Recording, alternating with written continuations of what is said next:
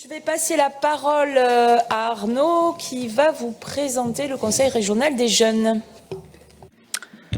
Oui, Christelle, enfin, je vais en tout cas passer la parole à deux membres du Conseil régional des jeunes. Déjà les remercier, mais aussi les féliciter. C'est évident pour personne de prendre la parole en public, mais je pense qu'on est jeune, ça peut être encore plus intimidant. Donc, je crois savoir que vous êtes aguerris parce que l'exercice vous est proposé assez souvent. Je profite pour remercier aussi les agents du Conseil régional qui encadrent le Conseil régional des jeunes, qui sont présents et grâce à qui je pense que vous êtes là. Donc voilà, merci encore. Et voilà, la salle s'auto-congratule. Donc je passe la parole à cette présentation. Il sera en deux parties. Donc deux membres sur Poitiers et ce sera complété sur Bordeaux dans la foulée. Donc je passe la parole à Louise Blondel et Brandon Pente qui sont donc membres du Conseil régional des jeunes néo-aquitains. Donc pour commencer, bonjour à tous. Donc je vais vous présenter le CRJ, donc Conseil régional des jeunes de Nouvelle-Aquitaine. Donc on est 108 jeunes répartis dans toute la Nouvelle-Aquitaine, de 15 à 29 ans, c'est une fourchette assez large. On est également paritaire, donc autant d'hommes que de femmes sur les 108 jeunes. On est répartis en 3 collèges, donc les étudiants, les lycéens, dont ma camarade fait partie, et les actifs, dont je fais partie. Les étudiants et les lycéens sont tirés au sort, au contraire des actifs qui sont choisis par les institutions, de ce que j'ai compris. Nos objectifs, c'est de permettre aux jeunes d'apprendre et d'exercer en fait la citoyenneté auprès de personnes qui le font, ou c'est leur métier, ils ont été élus, auprès d'élus ou de tout autre agent public. De faire participer les jeunes à la construction de la politique jeunesse. C'est toujours mieux d'avoir des jeunes qui participent sur ce genre de sujet, et favoriser la responsabilité, l'autonomie et l'engagement personnel au-delà de tout ce qu'il peut y avoir. Excusez-moi, je me suis perdu dans mes feuilles. Donc nos modalités d'intervention, on se réunit dans les 4 hôtels de région, donc Limoges, Bordeaux et Poitiers, donc ceux présents actuellement, pour 4 plénières. Donc, où il y a les 108 jeunes de présents, on est là pour discuter, se regrouper. Donc on est là pour être consulté par les pouvoirs publics de la région. On est également là pour proposer, on est là pour faire des projets, on en discutera un peu après avec mes camarades de Bordeaux. On est là pour faire des actions, c'est également ce qui sera discuté par mes camarades de Bordeaux. Et je vais juste vous donner quelques chiffres clés. Donc du coup, 4 plénières organisées à Poitiers, Limoges et Bordeaux. La dernière se fera à Bordeaux et elle arrive bientôt. On a 42 réunions territoriales, donc qui se passent suivant là où on est. Nous, par exemple, en Deux-Sèvres et dans la Vienne, pardon, excusez-moi. Ça se passe à Poitiers, désolé de vous avoir oublié. On a également 2 jeunes qui sont envoyés à l'ANASEJ, dont je fais partie, pour une représentation nationale de la région, et au COJ, dont un autre camarade fait partie. Et on est également divisé en 12 groupes de travail qu'on choisit au début de notre mandat et que ma camarade va évoquer.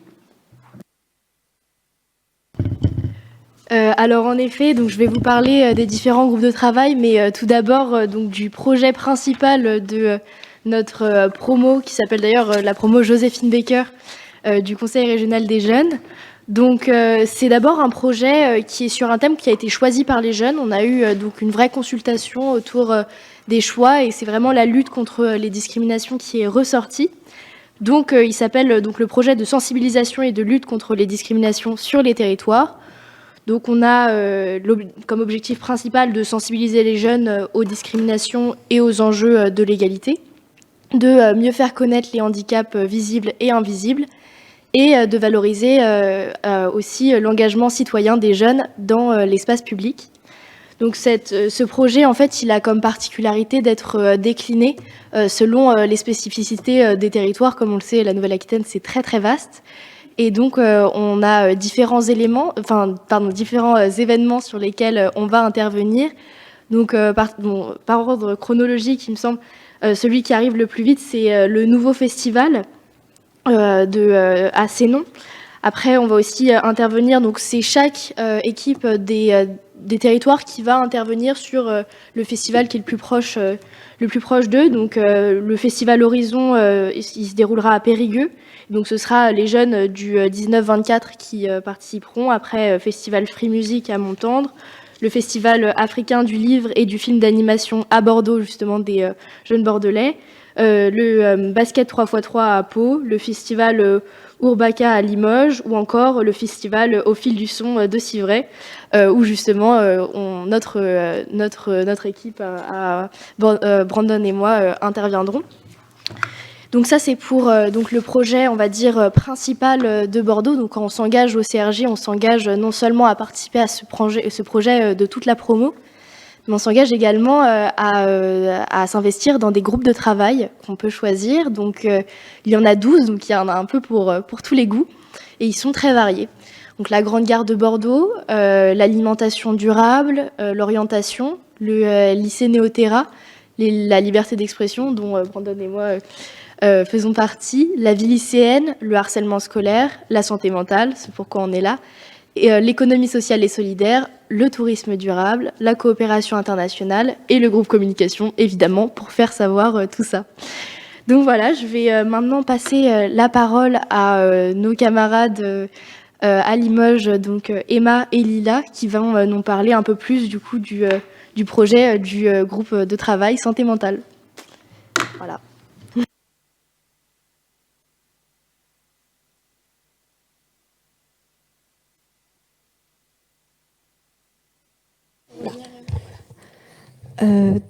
Comme on le sait, la santé mentale est une question qui nous intéresse beaucoup et qui aujourd'hui prend une place très importante dans notre société. Donc, il y a eu un groupe de travail autour de ce thème qui a été créé en juillet 2025 et il est divisé en 3 projets. Donc, tout d'abord, l'élargissement des assises sur le harcèlement scolaire lié à la santé mentale des jeunes et le projet transfrontalier Erasmus+. Et ensuite, et c'est ce dont je vais le plus vous parler, il va y avoir une enquête qui va être faite auprès des jeunes. Donc nous, on fait partie du groupe de travail autour de l'élaboration de cette enquête.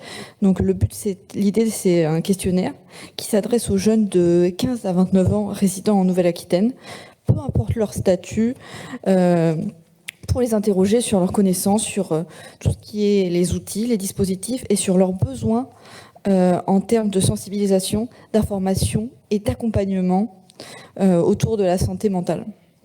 Donc en effet, c'est une question qui est très présente depuis quelque temps et nous voulions savoir en fait leur ressenti sur cette question. Nous voulions savoir si c'est un sujet qui les intéresse, s'ils en parlent autour d'eux et avec qui et aussi s'ils en souffrent. Bonjour. Donc du coup, pour établir cette enquête, en fait, on s'est appuyé sur des enquêtes de santé de l'ORS, le plan régional santé mentale piloté par l'ARS, la feuille de route santé de la région et le programme Tu bouges, t'es bien, qui ont été fournis par les services de la santé de la région. Pour élaborer cette enquête, nous avons eu plusieurs réunions en visio. Alors aujourd'hui, ce questionnaire est encore en phase de test, mais cette enquête sera diffusée très prochainement et clôturée à la fin du mois pour que durant le mois de juin, nous puissions exploiter ces résultats et qu'on puisse les présenter lors de la séance plénière de clôture le 3 et 4 juillet à Bordeaux.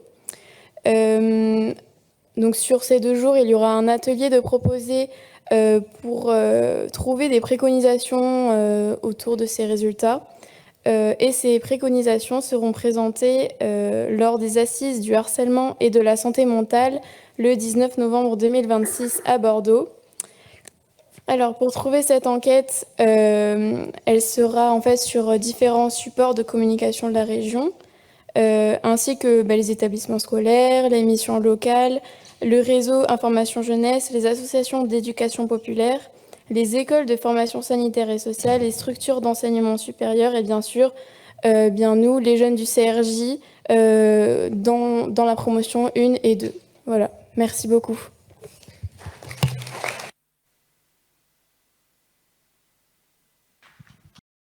Merci beaucoup. Donc peut-être quelques temps d'échange, on a pris un peu de retard. Peut-être d'abord en direction de Madame Graciolet. Alors, est-ce que selon vous, il y a un recyclage pour cette formation comme pour la formation aux gestes et aux premiers secours, donc l'AFGSU? Et pourquoi le PSSM ne serait-il pas obligatoire pour les professionnels comme pour l'AFGSU? AFGSU, pardon. Alors, le recyclage, il est prévu, mais il n'est pas encore en place parce que, comme je vous l'ai dit, il y a un gros travail de rattrapage par rapport aux programmes internationaux. Donc, c'est en cours de développement. Quant à l'obligation, il y a un décret qui est passé en 2022 qui rend obligatoire l'ensemble des fonctionnaires des 3 fonctions publiques d'État voilà, d'être formés. Mais après, il y a des questions budgétaires qui font que ça prend du retard. Mais voilà, dans le privé, il n'en est pas encore question. Il y a forcément une question de coût. Ok. Et justement, sur la partie des financements, quels sont les financements possibles pour mettre en place des formations PSSM ouvertes à tout public? Alors, de financement, alors dans le programme par exemple que j'anime sur la région de la Nouvelle-Aquitaine, il est destiné à pour former les formateurs dans chaque département qui formeront et proposeront des formations de secouristes en direction d'un public cible qui sont les personnes concernées, les bénévoles d'associations, les retraités, c'est-à-dire toutes les personnes qui ne pourraient pas se financer cette formation. Après, les personnes peuvent se financer la formation dans le cadre du programme de formation de leur employeur. Depuis cette année, la formation, c'est vraiment un démarrage, est prise en charge par le CPE, ce qui n'était pas le cas jusqu'ici. Et enfin, pour les personnes qui seraient hors tous ces dispositifs et qui ne pourraient pas se la financer, PSSM France a développé un fonds de subsidiaire, donc un fonds de solidarité qui permettra d'aider les personnes à financer la formation. CPE, CPF. Oui, j'ai dit CPF, pardon, pas CPE, CPF. Merci beaucoup. En direction pour Romain. Alors, vous expliquez vouloir développer la communication sur les offres d'APA auprès des étudiants. Avez-vous envisagé de vous rapprocher des associations estudiantines, BDE par exemple, pour relayer vos communications auprès de leurs étudiants? Et il y a une deuxième question, je te la pose en même temps. Comment aider à la poursuite des bonnes pratiques physiques une fois dans le bain du salarié? Alors, donc pour répondre à la première question, donc quand on fait les interventions sur les campus au niveau des stands, il y a toujours en général les BDE qui sont à côté. Ils peuvent aussi reposter sur Instagram les publications.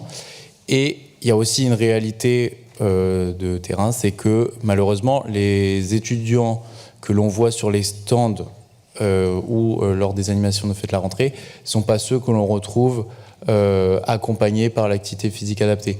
Ça va être des étudiants qui sont isolés socialement et donc qui naturellement ne sont pas lors des journées portes ouvertes ou aux conférences ou sur les animations sur les campus.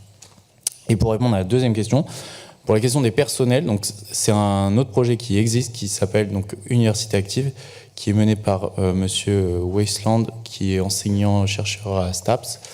Et donc c'est sur le même principe, donc de l'accompagnement par l'activité physique adaptée des personnels de l'université.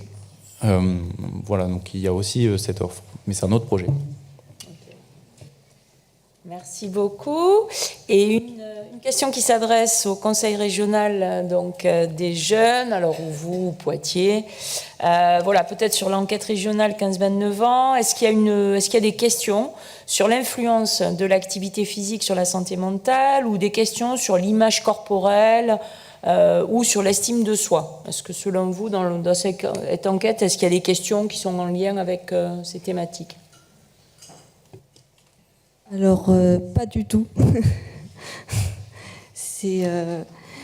Les questions sont plus sur les réseaux sociaux et aussi l'influence du téléphone. D'accord.